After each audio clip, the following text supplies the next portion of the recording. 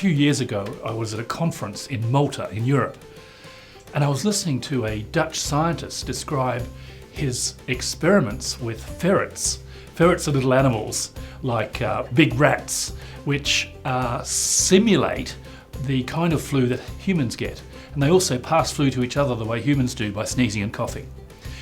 In his research, this Dutch scientist had discovered how to mutate the influenza virus causing bird flu into a virus which was transmissible between animals, ferrets. And if it transmits between ferrets, it could transmit between humans. And if that happened, bird flu, which is really dangerous to humans, could spread between humans and cause a pandemic. While I was sitting in that lecture theatre, a huge shiver went down my spine. Normally in lecture theatres people are going to sleep because a lecture is boring, but this was amazing. This was a kind of research called gain of function, improvement of function of a virus's ability to cause disease and spread.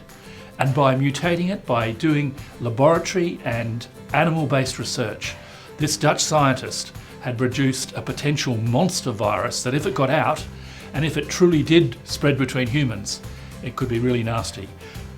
Thankfully, they introduced laws and governance and strict guidelines which kept the research under control, but it's still being done and it's being carefully watched. From this research with bird flu in ferrets, which simulates what might happen in humans, I clearly learnt that science can be a means for good or a mechanism for bad.